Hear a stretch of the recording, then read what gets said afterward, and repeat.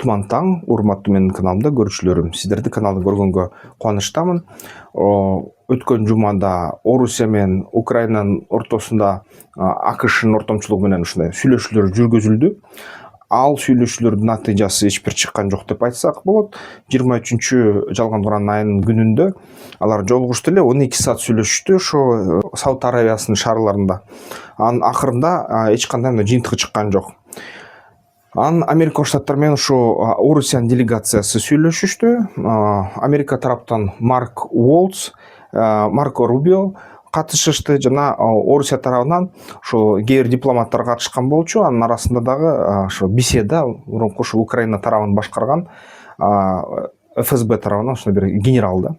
Анан АКШ сунуш кылды Орусияга: биз силерге санкцияны токтотобуз, базарларды ачабыз, силердин баягы танкерлериңерге нефть алып баруучу жол беребиз дейт. Бүгүнкү күнү ошо 500дөн ашык танкер Орусиянын көмүскө ошо флоту кемелери деп коет. Алар Орусиянын 50% нефтин дүйнө жүзү боюнча жеткирип турат, газдарын дагы. Анан ошонун 200-үнө чейин ошо санкциялардын астына түшүп калган жана бекитилип калган да 217 ушундай бир кеме. Ошол кемелерди бошотобуз дейт да.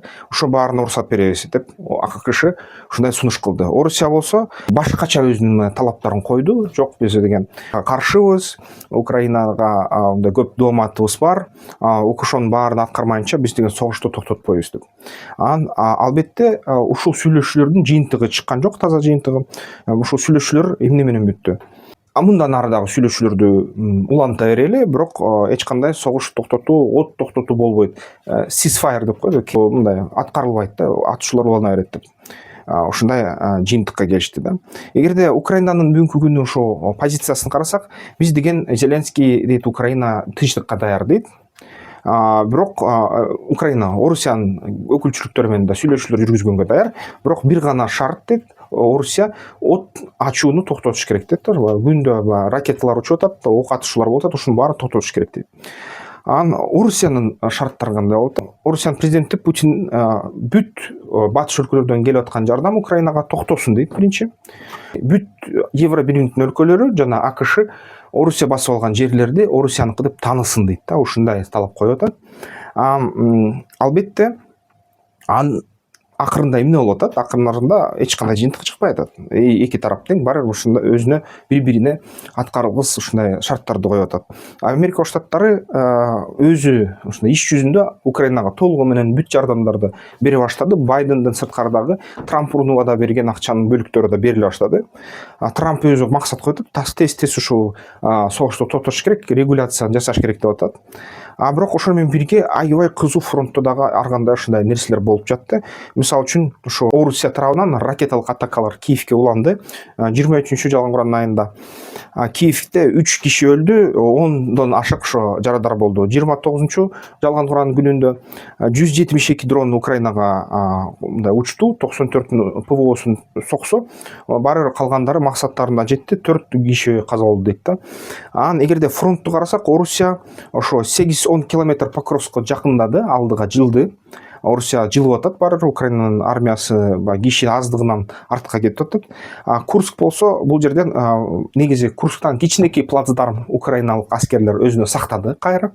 Ошол плацдармдан соккуларды уруп атышат. Жана ошо Суджаны Орусиянын армиясы басып алганы менен Суджанын баягы мындай огневой контакт, огневой контроль деген түшүнүк бар.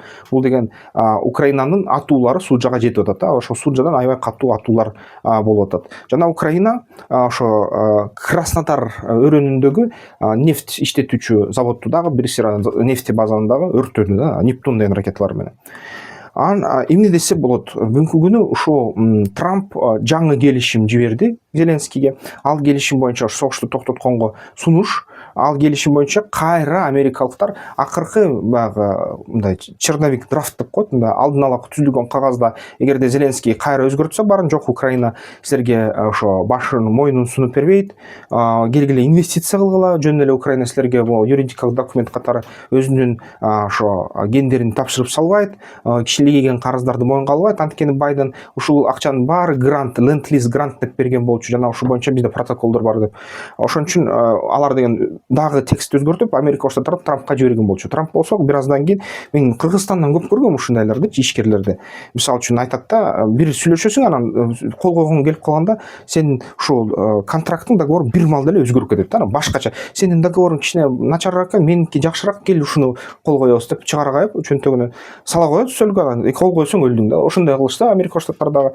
Алар да ошо Украинага жаңы келишим сунуш кылышты. Ал келишимди кайра окуса, кээ бир ошо басылмалар чыгарды, келишимде кайра жазылып турат. Украина кайра эле ошол 355 миллиард долларды мойнуна алат, аны кредит катары алат, аны грант катары эсептебейт. Анын сырткары Украина ошо бүт кендерине Америка Штаттарына көзөмөлгө юридикалык жактан ошо мыйзам жактан көзөмөлдү тапшырат. Анан Америка Штаттары ошол кендерди толугу менен иштетет. Украинанын эли бүт финансылык институттар кайра бир нече жыл ошол 355 миллиардты төлөйт. Зеленский кайра атырылды.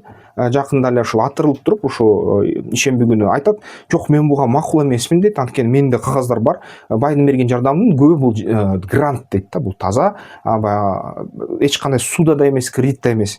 Биринчиден, экинчиден инвестиция кылсаңар жол ачык, кайсы гана бүт кендерди силерге инвестицияга, приоритеттик инвестицияга берем дейт, бирок эч качан ошо силердин юридикалык жеке менчикке бере албайм дейт да, Украинанын ушул биздин кендерибизди деп чыкты. Ал да сылык сүйлөдү, бирок сылык сүйлөгөнү менен аны уккандар мындай деди да, иш кылса Трампты 3 тамгага жиберип койду деп атышат да, эми көп серепчилер. Трамптын ошо болуп аткан айткан сөздөрүн бүт фантазия дегендей кылды. Зеленский жана согушту токтотпойм дегендей түшүндүрдү. Аркасы менен Орусия да расмий билдирүү жасады Америка Штаттарына. Ушул сүйлөшүүлөрдүн натыйжасында дейт, биз деген согушту токтотууга эч кандай келишимге келген жокпуз дейт. Биз деген согушту улантабыз дейт да. Бирок ошо менен бирге Орусия айтат, эгерде ошо Украина тарабынан сунуштарыбыз бар дейт, Украинадагы согушту токтоткула, Украина өзү биринчи атууларды токтотсун, Украина дагы ошо шайлоо өткөзсүн жана Украинанын сыртына көзөмөл кылалы дейт. 2-3 өлкө биригип алып, АКШ, Орусия болуп, балким Евро биримдиктен дагы бир өлкө кошулуп, биз ушул Украинаны сырттан башкаралы дейт да. Ушундай сунуш кылды.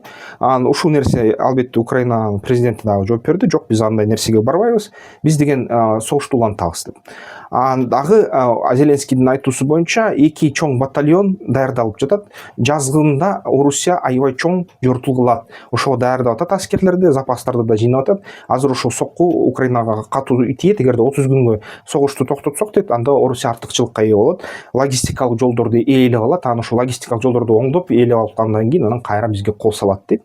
Ошон үчүн Антонов көпүрөсүн жардырып атышат украиндиктер, азыр логистиканы бузуп атышат. Белградтан кирип ушу Демидовкаларды, Дмитриевкалардан ошо айылдардан кирип аяктан салгылаш кылып атышат. Ошол жерге кайра Орусиянын армиянын күчтөрүн кандайдыр бир чакырганга, алаксытканга аракет кылып атышат. Анан Зеленский айтат, силер бизди өлтүргөн атасыңар америкалыктар, эгерде ошол тынчтык келишимге кол койсок, өзүбүз тараптан ок атууну токтотсок утулабыз дейт да. Орусия болсо айтканы ошол эле да. Мындай анан серепчилер, дүйнө ар кайсы серепчилер ар кандай айтып атат, бирок негизи алардын жалпы айткандары ушул болуп атат да. Путин Трамптын тынчтык келишимине жок деп жооп берди дейт да. Бул деген Путиндин жолу ушундай дейт. Украина Трамптын келишимине жок деп жооп берди. Ушул жумада өткөн сүйлөшүүлөр уланат дейт, бирок ошол сүйлөшүүлөрдүн натыйжасы чыккан жок дейт. Эгерде жыйынтыгын карасак, жыйынтыгы ушундай болуп калат да. Анан албетте 0 да, 0. Бир да мындай келишимге келишкен жок тараптар, дипломаттар эч кандай ийгиликке жетишкен жок ушул жерден. Орусияда, Украинада атакаларды күчөтүп баштады. Орусия, мисалы үчүн, дрондордун атакаларын көбөйтсө, ошо Герань жана Иран Шахет деген дрондорду Татарстандан жасайт дейт, аябай көп кайра колдоно баштаса. Жана Орусия өзү дагы, мисалы үчүн, дрондордун кыймылдаткычтарын, ошо пропеллерлерин жасаганын өздөштүрдү, өзүбүз ичибизден өндүрөбүз дейт. Орусияда бүгүнкү күнү жаңы дагы танктар ойлоп табылды, самолетторду жасай баштайбыз деп айтып атышат да.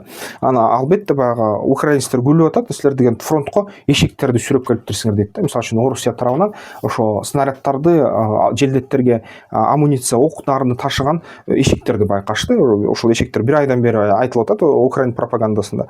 Орусиянын желдеттери, фронтко кол салуучу солдаттары, алар бүгүнкү күнү электросамокат колдонуп атышат. Ошо ар кандай квадроцикл, эң арзан электровелосипедтерди колдонуп атышат. Ошол эле эшектерди колдонуп атышат. Ошолор жардам менен аябай агылып кирип, азаздан анан атакалар жасашат. Ошол атакаларга чыдабай Украинанын армиясы аз болсо да артка жылып атат.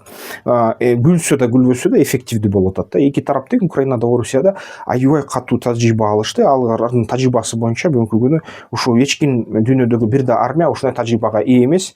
Жана түшүнүш керек, эгерде ушул армиялар экөө тең аман калса, жана ушул экөө тең армия эгерде согушта уланса, кайсы бир дүйнөдөгү мамлекетке каршы өзүнүн армиясын бурса, ушул мамлекет өлдү дей бергиле. Анткени тажрыйба аябай зор болуп атат да ушул эки армияныкы. Анан албетте ушул жерден ким кандай күлбөсө дагы Украинанын колунда бир гана дрондор аябай жакшы иштеп жатат. Бирок украиналыктар аз, ресурстар аз, сырткы жардамдан көз каранды. Орусия болсо бүгүнкү күнү экономикасы аябай катуу мындай сокку жесе дагы, араң турса дагы баары бир экономикасы зор, территориясы зор, ресурстар сатылып атат ийгиликтүү, акча в евро, доллар түшүп атат Орусиянын казынасына. Жетиштүү көлөмдө түшпөй жатат албетте, бирок мындай согушту дагы көпкө улантканга жетиштүү деп эсептелип жатат. Анын сырткары дагы ушу жаңы технологияларды Орусиянын инженерлери дагы тез өздөштүрүп атат да. Ушундай дүйнөдө, ушундай ал акыбалда албетте бул согуштун бүтөөрү Кудай билет да. Мисалы үчүн менин көзүм жетпей атат, тез бүтөт, азыр бүтө калат, эртең бүтө калат, согушту токтотот деген эч кандай мындай менде сезим жок да өзүмдө. Мен ойлошум боюнча булар деген дагы бир нече жыл согушат. Ага чейин ушул евро биримдик дагы ушул согушка аябай катуу катышкан атат да. Макрон өзүнчө жана башкалар. Ошондой, ушинтип бир жума өттү, сүйлөшүүлөр аркасы менен согуш кызуу күчөп кетти Украина Орусиянын ортосунда. Жыйынтык 0. Жаңылыктар азырынча ушундай да. Ошол менен бирге Орусияда дагы ички муктаждыктар аябай катуу өсүп атат. Аякта товарларга бизге болгон запрос күчөп атат. Мындай суроо талап да. Ошон үчүн биздин өлкөдө бизнес жасасаңар, Орусияга экспорт жасасаңар, байыйсыңар. Азыр ошондой заман, ошондой акыркы 2-3 жылдын ичинде ким ыгын тапса ушул аябай байыды Орусия менен соода кылганда. Украинага да жеткирген, товар жеткиргендер да табылып атат. Бизде эки тарапка тең амуниция, кийим-кечек саткандар. Ошондуктан ким ошо туура өздөштүрсө ошол дүйнөдөгү абалды ошол байыт да. Ага алгач бизнес пландоону өздөштүрүш керек, жазыш керек. Бизнес пландоо боюнча QR код менен кирип курска жазылсаңар болот. Силерге кат келет инструкцияны эмне кылышты. Каналды колдоп койсоңуздар болот. Мурун колдогондорго дагы чоң ыраазычылык билдирем. Эмки видеолордон көрүшкөнчө. Аскер тактикалык федерациясынын мүчөлүгүнө киргиле, страйк болоюн огула. Ден соолукка жакшы.